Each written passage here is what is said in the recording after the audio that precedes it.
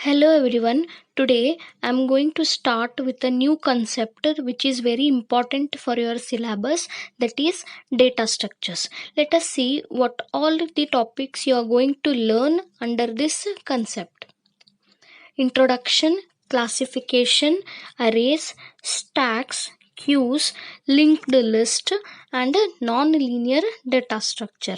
In this session I'm going to cover introduction and classification part. Before moving into details, you need to know differences between data and information. What is data?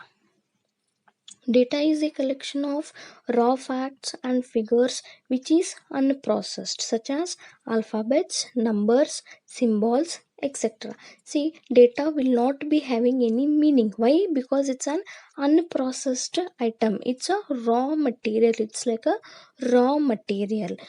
Let us take one example of data here. The marks scored by a student in a particular subject or number of subjects. The marks is data here. Marks alone is not enough to predict any meaning. These marks will be sent further for processing. What processing? To process the result of the student. That result is called as a information. So what is information now? It's a processed data. Processed data is called as a information. The same example, now what we can say, the result calculated using the subject marks is considered as a information. Let us just brief about computer memory. What is computer memory? It is a physical device which is used to store data and instructions temporarily or permanently. Computer is having two types of memory. What are those? Primary memory and secondary memory. Primary memory stores data temporarily. Secondary memory stores data permanently. Primary memory again is divided into two types: ROM, that is read only memory, and RAM, that is random access memory. ROM contains all the critical programs such as operating system which are needed at the time of booting process. These contents of ROM are written at the time of manufacturing and they cannot be erased. Now RAM is the only working memory of the computer. Why? Because all the necessary processing related operations takes place in RAM only. Now coming to the secondary memory, it contains various devices such as hard disk, floppy disk, DVD, pen drive, etc. All these secondary devices are used to store the data permanently. We cannot perform any operation on these devices. If any operation needs to be performed, it will take place in RAM only. And primary memory is very expensive than secondary memory. Okay, till now you got the brief idea about computer memory as well as data and information. Now we'll move into details of our topic, that is data structure. How can you define a data structure? Let us see. Data structure is a specialized format for organizing and storing data. Another way for defining this term is data structure is a specific way to store and organize data in a computer's memory so that these data can be used efficiently later. Now take the general term of a data structure. You got to know the meaning of data. It is nothing but a raw facts or figures. Structure, what is structure here? Organization of things here. So what, how we are defining data structure now? Organization of data in a computer's memory. Why we need to organize the data? Let me explain you this by taking one simple daily life example. Consider your phone's contact list. All the contact names are arranged in alphabetical order so that it would be easier for us to find a particular person's name directly for calling or performing some other task. So what would have happened if all these are not arranged in alphabetical order? It would be more difficult for us for performing the tasks. So why we need to organize here, so that we can accomplish our tasks more easily. Now I hope you're clear about the concept of a data structure and the need of data structure. Let us move further. Study of data structure mainly deals with the three things: logical or mathematical description of data structure. It means the creation of the data structure in your computer. Implementation of structure on computer, how we are going to execute the created data structure. And the last is the analysis of a structure.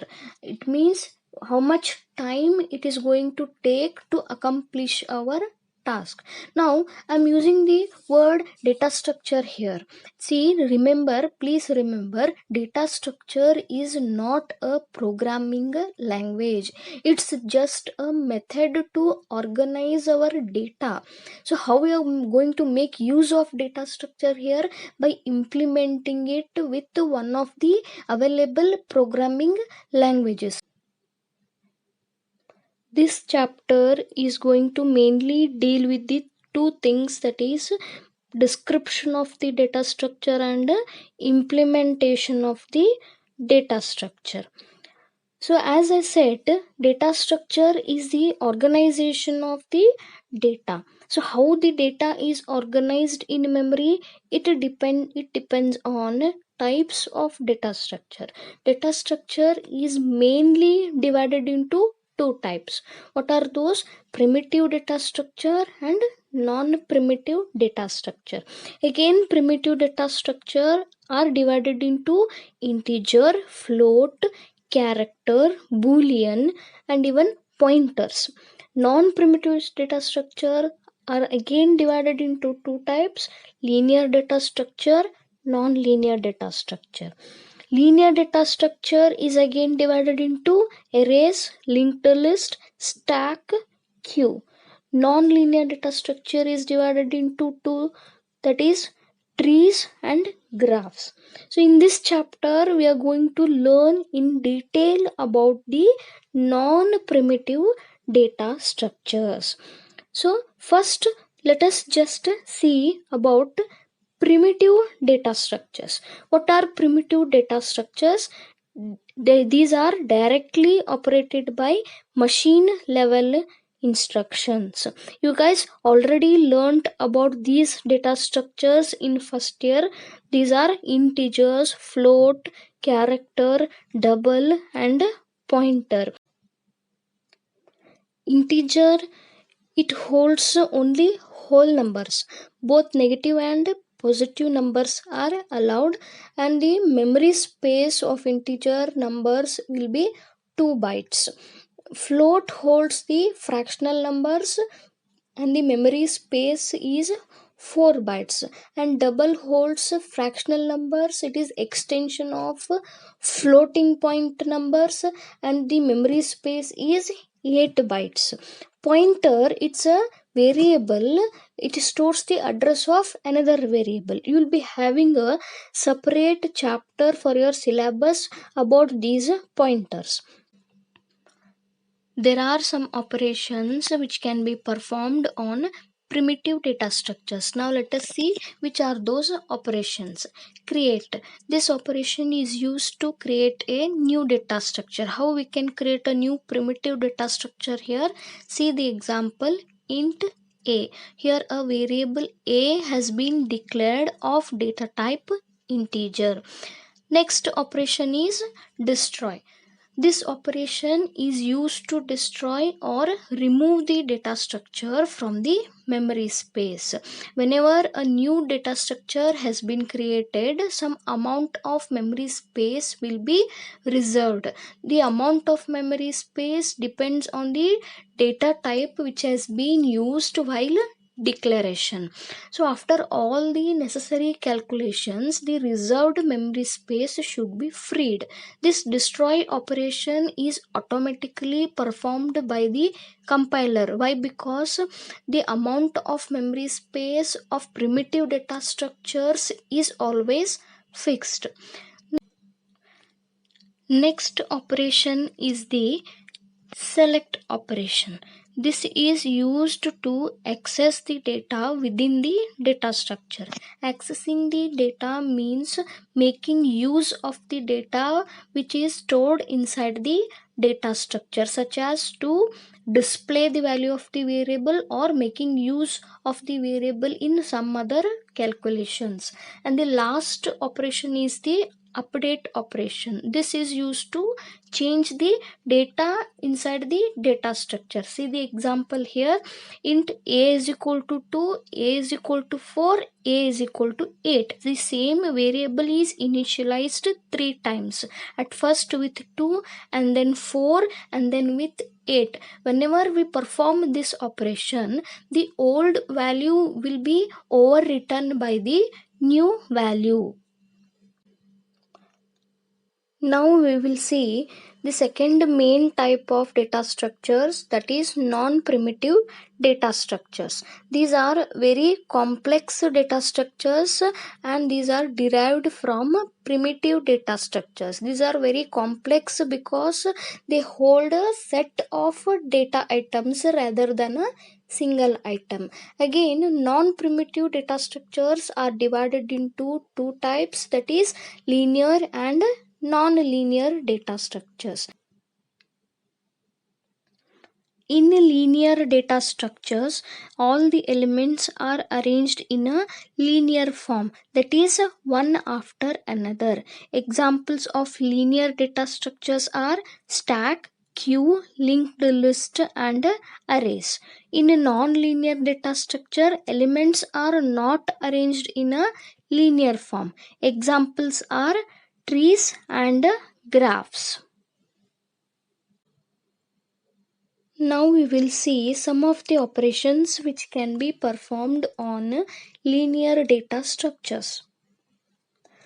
Traversal. It is the process of accessing each data item exactly once to perform some operation. Insertion. It is the process of adding a new data item into the data structure. Deletion. It is the process of removing the element from a data structure. Searching. It is the process of finding the location of a data item within the data structure. Sorting. It is the process of arranging the data items either in ascending or a descending order.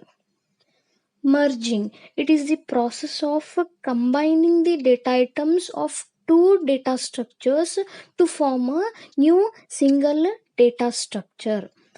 We cannot perform any operations on a non-linear data structures because in non-linear data structures the elements are not forming a linear fashion, that is one after another. Hence it is very difficult to traverse as well as perform the other kind of operations on non-linear data structure. In the next session, I will be starting with the first type of a linear data structure, that is arrays. Thank you all.